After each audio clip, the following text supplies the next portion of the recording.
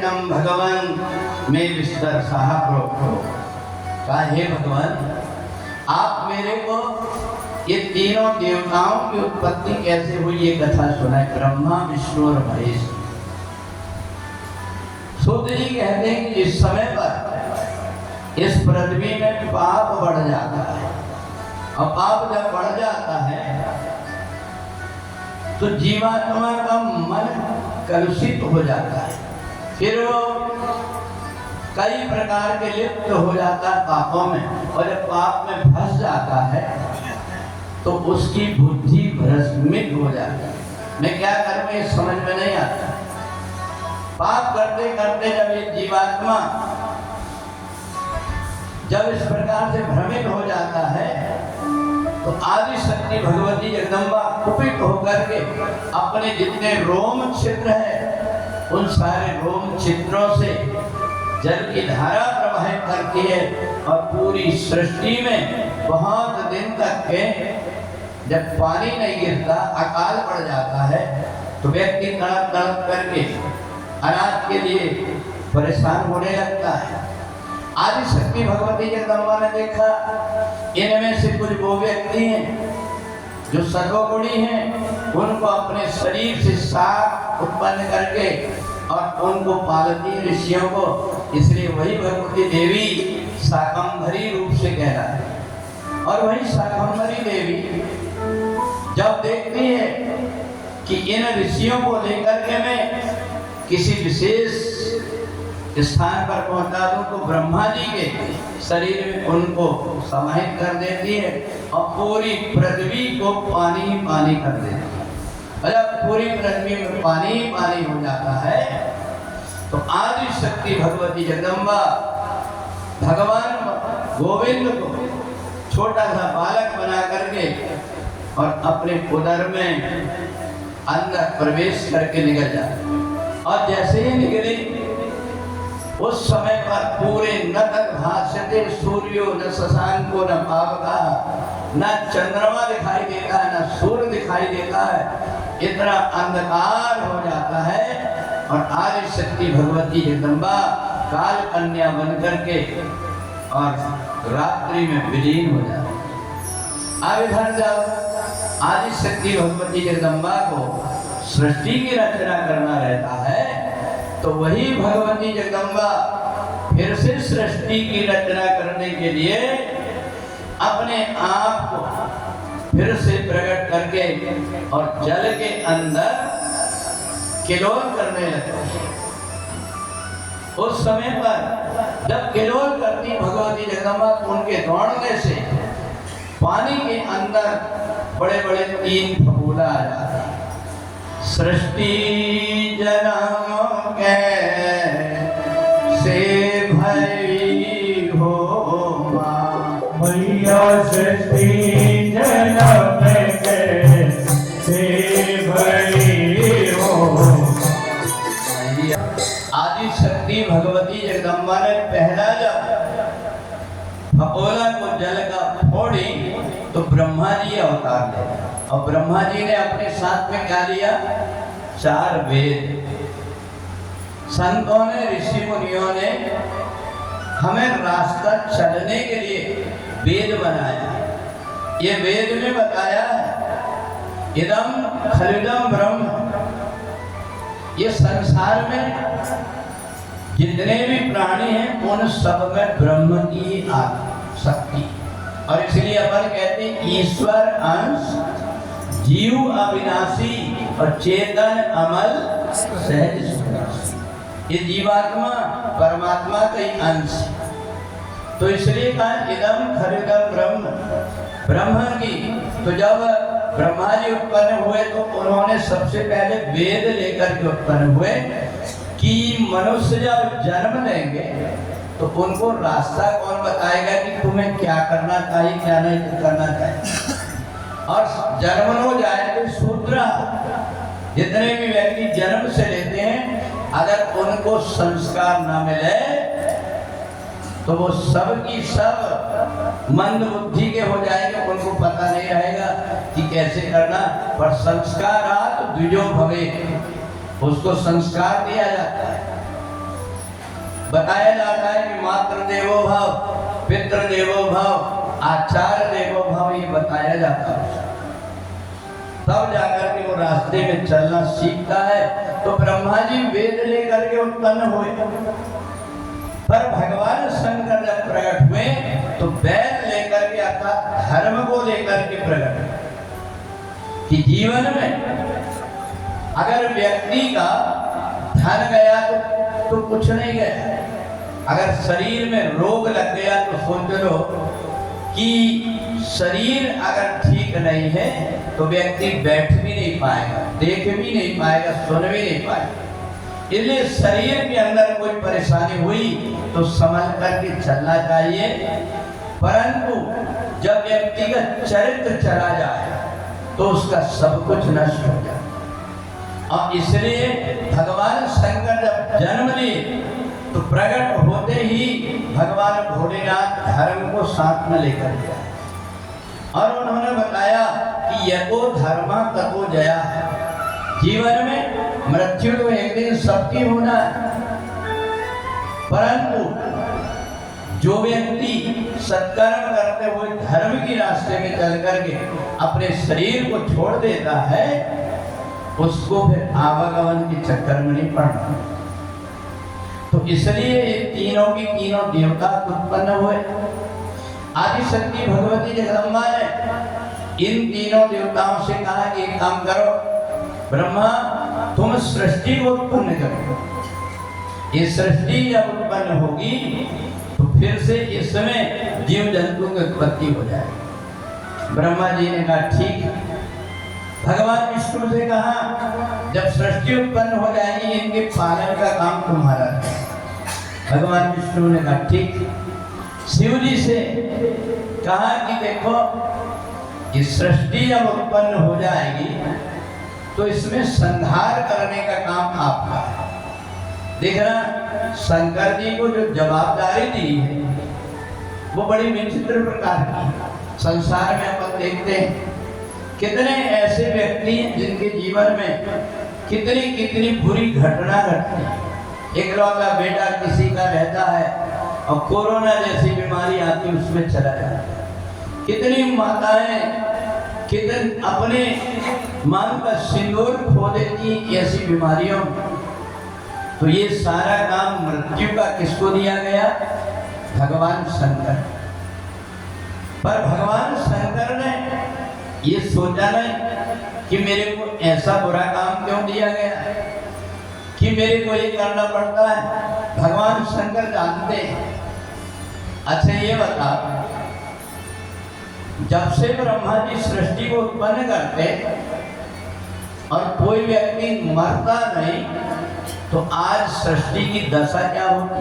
पूरी गंदगी से मजामत भरा हुआ होता संसार। हजारों साल के बुढ़े बुढ़िया घर में घिसट रहे हो।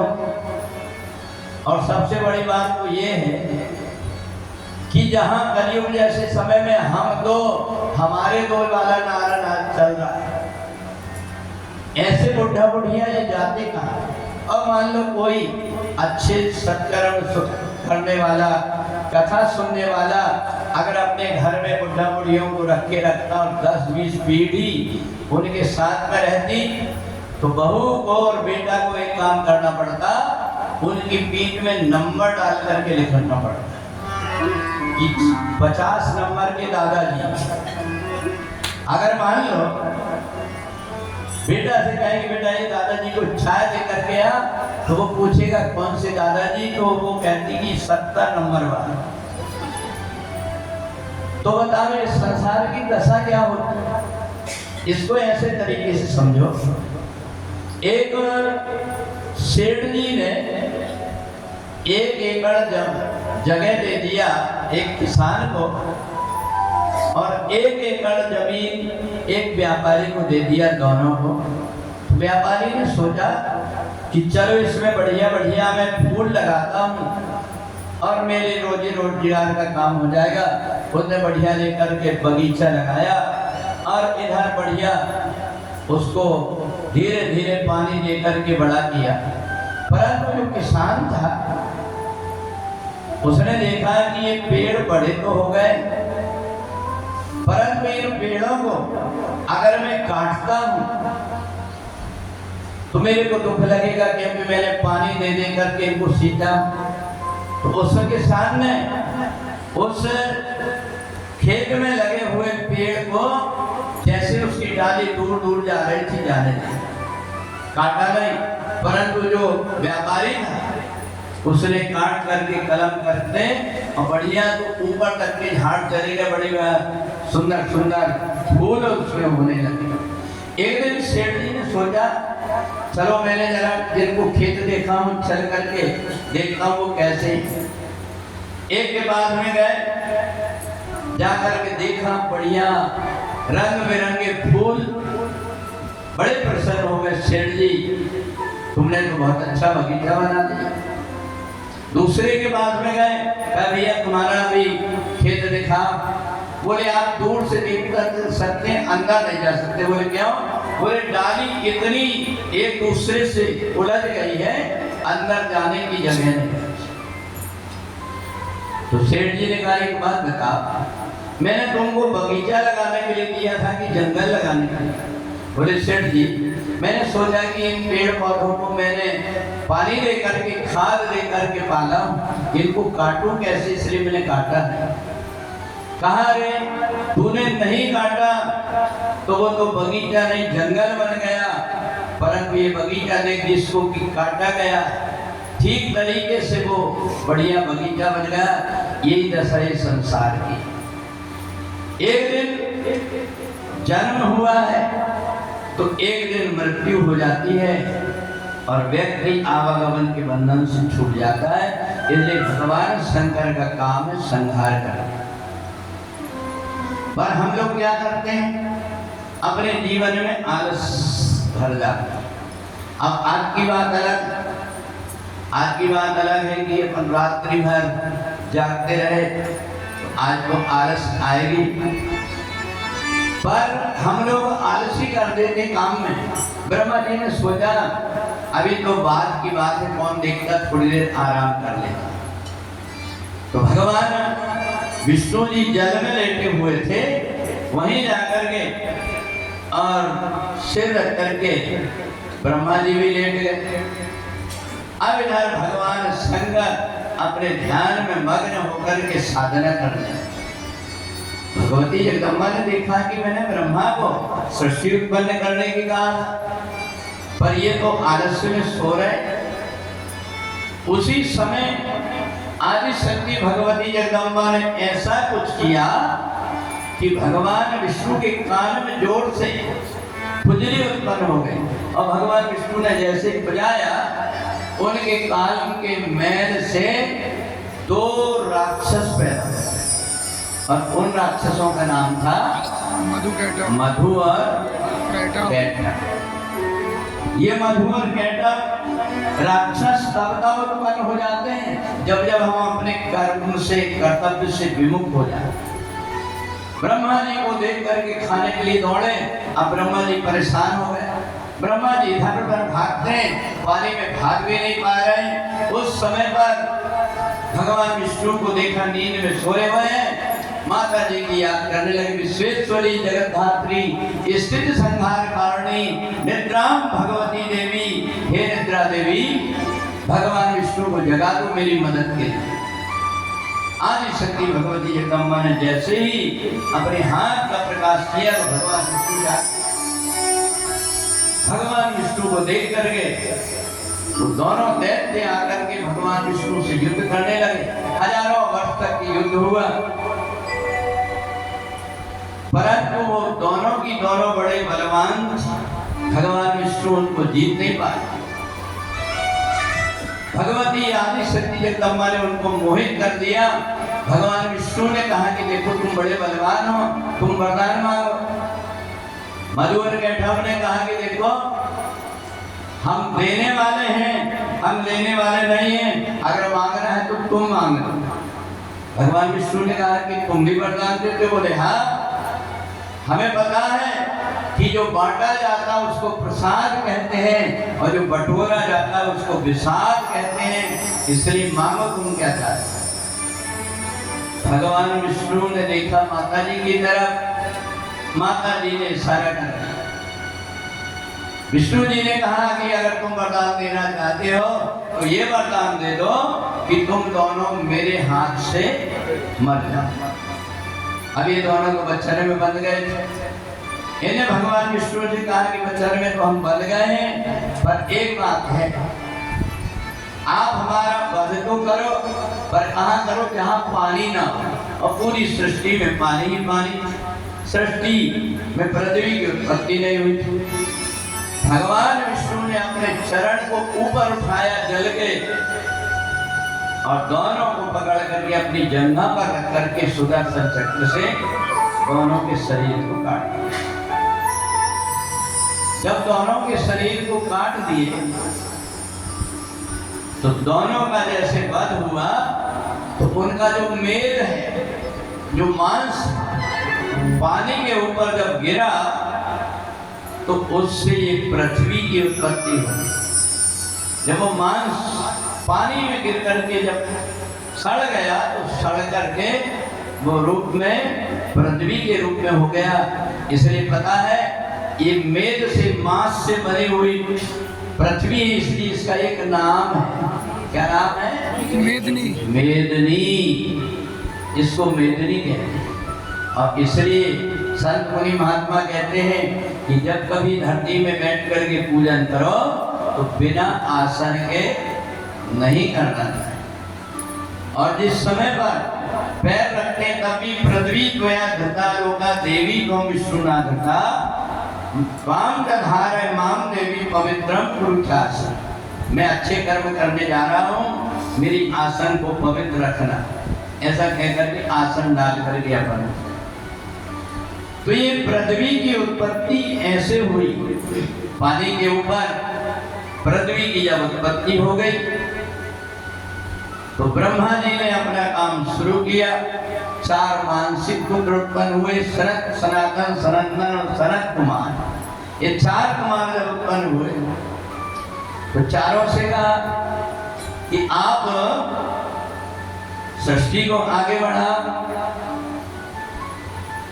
कहा कि नहीं, हम साधना तपस्या करेंगे, हम संसार के चक्कर में नहीं पड़ेंगे। फिर 10 पुत्रों को उत्पन्न किया। उनमें नारद जी ने कहा कि मैं परमात्मा के भजन करूंगा। 10 ने कहा कि आप जैसे कहेंगे उनके साथ में। और जब विवाह कर दिए कन्याओं के, तो घर गृहस्थी में हो गए। ब्रह्मा जी ने मन में विचार किया कि जहां मैं सृष्टि को आगे बढ़ा रहा हूं तो कम से कम ये तो देख लो कि जब कभी भी मेरे को आवश्यकता होगी तो मेरी मदद के लिए कौन आएगा। तब उनको याद आया आदि शक्ति भगवती जगदम्बा की, तो उनकी याद करने लगे। कदम कदम पर साथ हो मां अम्बे तुम्हारा, जगदम्बे तुम्हारा, कदम कदम पर साथ हो। ये तीनों देवता जब आदि शक्ति भगवती जगदम्बा की आराधना करने लगे तो आदि शक्ति भगवती जगदम्बा प्रकट हो और कहा, माता जी हम आपका धाम देखना चाहते हैं कि आप रहती कहाँ। आदि शक्ति भगवती जगदम्बा ने उन तीनों देवताओं को अपने विमान में बिठाला। भू भुआ जना तपा स्वाहा। जैसे ही ऊपर के लोगों की तरफ चले तो इनको देख करके लगा कि ये तो बहुत सारे ब्रह्मांड हैं। हम तो सोच रहे थे कि केवल पृथ्वी का ब्रह्मांड। वहां जब आदि शक्ति भगवती जगदम्बा के धाम की तरफ चले, ब्रह्मलोक, विष्णुलोक, गोलोक से ऊपर साकेत लोक के ऊपर एक बढ़िया सोने के परकोटा बना हुआ है। उसके अंदर एक मणियों का चक्र बना हुआ है और आदि शक्ति भगवती जगदम्बा वहां बैठी हुई है, जिनके चारों पाया में तीनों देवता और इंद्र बैठे हुए। आदि शक्ति भगवती जगदम्बा के पास ये तीनों देवता जब पहुंचे तो तीनों देवताओं को आदि शक्ति भगवती जगदम्बा ने नारी बनाया। और नारी बनाकर के ये बताया कि ये जो जीव है कई बार पुरुष बनता है, कई बार नारी बनती। जिस प्रकार से गंगा जी से जो हम एक लोटा पानी लेते हैं, लोटा के आकार का हो जाता, परंतु फिर से उसमें डाल दो फिर उसका आकार मिट जाता। स्त्री और पुरुष का भेद नहीं है। कहा कि देखो ये जो मेरे सिंहासन में जो मंत्र लिखे हुए हैं, ये आदि देव शिव पुराण के अक्षर 24 अक्षर 1000 मंत्रों को जब देखा तो तीनों देवताओं ने मन में विचार किया कि अब हमें आदि शक्ति भगवती जगदम्बा से ज्ञान हो गया है कि भगवान भोलेनाथ की आराधना जो व्यक्ति जीवन में कर लेता है उसे और कोई सत्कर्म करने की आवश्यकता नहीं पड़ती। तीनों को भगवती जगदम्बा ने ज्ञान का उपदेश कराया। अपने एक तरफ से ब्रह्मांड को उत्पन्न करके ब्रह्मा जी को दे दिया, एक तरफ से लक्ष्मी जी को उत्पन्न करके और विष्णु को दे दिया, और भगवान शंकर से कहा कि जिस समय पर आवश्यकता होगी मैं स्वयं तुम्हारी पत्नी बनकर गया। और आदि शक्ति भगवती जगदम्बा उन तीनों देवताओं को विमान में लेकर के चली, और उन देवी का नाम भुवनेश्वरी माता है, और जहां वो निवास करती उसको भुवन है। तो माई का जो भुवन है वहां से जब ये तीनों आए तो अपने अपने काम करने लगे। ब्रह्मा जी ने उसी समय पर अपने एक तरफ से मनु को, एक तरफ से शत्रुपा को उत्पन्न किया। मनु और शत्रुपा को उत्पन्न करके मनु से 3 कन्या उत्पन्न हो गई, देवहूति, आकुति और प्रसूति। और 2 कन्या 2 पुरुष के रूप में 2 पुत्र हो गए जिनका नाम था उत्तानपाद और प्रिय। ये मैंने आपको शिव पुराण में सृष्टि खंड जो विद्येश्वर संहिता उसमें ये सृष्टि कैसे उत्पन्न हुई ये मैंने आपको बताया। और यहीं से जब 3 कन्याएं उत्पन्न हुई तो देवहूति का विवाह कर्दम ऋषि के साथ,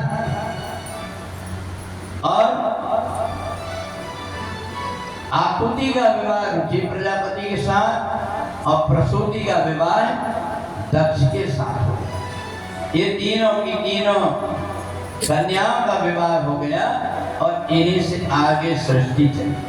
और इनसे आगे जो सृष्टि चली तो उसी सृष्टि में प्रसूति और दक्ष से एक कन्या का जन्म हुआ जिसका नाम था सती।